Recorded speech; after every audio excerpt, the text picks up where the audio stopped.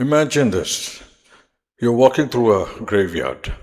The names on the gravestones are different. Some belong to kings, some to billionaires, some to movie stars, some to teachers, some to laborers, some died with fortunes, some died with almost nothing. But beneath every stone lies the same truth. Not one of them, not one of them took a single possession with them. Not the Rolex, not the Ferrari, not the Gucci handbag, not even the clothes they died in. And yet, while we are alive, we behave as though the purpose of life is to collect things. More clothes, more gadgets, more jewelry, more cars, a bigger house, a better watch, a newer phone, as if one purchase might finally complete us. Here's something I have never understood. A handbag that costs 5 lakh rupees or more, what exactly does it do that a 200 rupee bag from the local market cannot? Does it carry your groceries more efficiently? Does it make your keys, finding your keys easier? Does it somehow become lighter? Of course not. Its real purpose isn't to carry your belongings. Its purpose is to carry your status. Luxury brands don't merely sell leather, they sell identity. More precisely, they sell distance. Distance from ordinary people. They whisper a seductive message: you're not like everyone else, I'm different. The tragedy is that people don't buy the bag because they need it. They buy it because they need the story that comes with it. The logo becomes a costume, the brand becomes a mask, and identities become something you can supposedly purchase because you have the money for it. It's an incredibly expensive illusion. The same question applies elsewhere. You own 30 cars, you only drive one. Why build a mansion with 40 bedrooms? You can only sleep in one. The rest are monuments, not to success, but to an appetite that has forgotten how to stop, to know where to draw the line.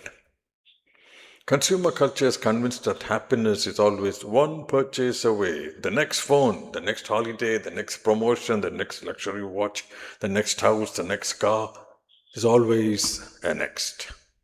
And strangely, the finish line keeps moving.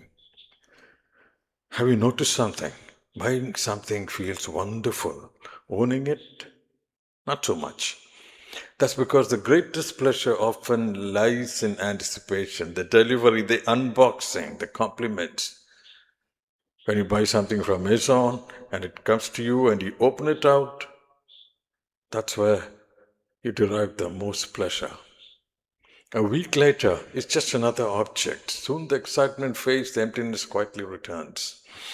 And the search begins again. Science understands this well. Our brains evolved in a world of scarcity, finding food, finding shelter, finding resources, and every successful acquisition rewarded us with a small burst of pleasure because it increased our chance of survival. Modern capitalism has learned to exploit this ancient circuitry. Companies no longer compete merely by making better products. They compete for your attention, for your desire, for your dopamine. They don't just sell objects, they manufacture longing. And that's why buying something often feels better than owning it. The system isn't selling satisfaction, it's selling perpetual dissatisfaction.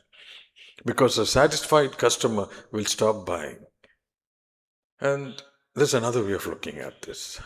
And let me get back to the Gnostics like I always do. The ancient Gnostics understood something remarkable. They never claimed that matter itself was evil or bad. Bread is good, a comfortable home is good, a reliable car is good, beauty is good. The problem begins when we mistake possessions for identity. When we start believing that who we are depends upon what we own. The Gnostics would have said that the world constantly whispers one dangerous lie: you are incomplete. And if you believe that, you will spend your life trying to fill an emptiness that no possession can ever fill. Here's a thought that may sound strange. Luxury brands have become the religions of our age. Think about it. They have sacred symbols, their logos, they have temples, magnificent flagship stores. They have rituals, exclusive launches, waiting lists, the ceremonial unboxing. They have evangelists, influencers, celebrities, and above all, they promise transformation, nirvana. Wear this and you become desirable. Drive this and you become successful. Own this and people will finally admire you.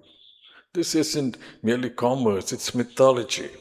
Millions of intelligent people have become believers without ever noticing that they have joined the congregation. So here's a simple exercise. Open your wardrobe. How many clothes haven't been worn in the last year? Walk into your kitchen. How many gadgets gather dust? Look around your house. How many things exist simply because one day you couldn't resist buying them? Every unused possession represents something far more precious than money. It represents hours of your life because money is nothing more than time transformed into currency. Every unnecessary purchase is a tiny piece of your existence you exchanged for an object. Perhaps the saddest part is this. We imagine we own our possessions. Slowly, our possessions begin owning us. We insure them, we clean them, we protect them, we repair them, we upgrade them, store them, worry about them, and before we realize it, we have become caretakers of things that were supposed to make us free. Now imagine your final day on death. Nothing morbid about it. Just think. You're not thinking about your handbags or your watches or your collection of cars. You're remembering conversations, your mother's laughter, your father's hand on your shoulder, the friends you never thanked, the child who fell asleep in your arms, the person you loved, the music that made you cry, the sunset you watched in silence, the rain, the smell of the sea, the stars. Have you noticed something extraordinary? The greatest moments in life cannot be bought. There's no price you can pay for it. They arrive empty handed. A conversation, a kiss, a poem, a song, forgiveness, wonder, patience. No luxury brand has ever manufactured those. Perhaps real wealth was never about having more. Perhaps it has always been about needing less. The richest person may not be the one with the biggest house, or the rarest watch, or the most expensive wardrobe. It may simply be the person who has discovered that nothing essential can ever be purchased. The world tells you to spend your life collecting things. Wisdom invites you to spend it collecting moments of awakening. So let me leave you with one question. If tomorrow everything you own disappeared, who would you be? If that question makes you uncomfortable, perhaps the problem isn't what you own. Perhaps the problem is what owns you.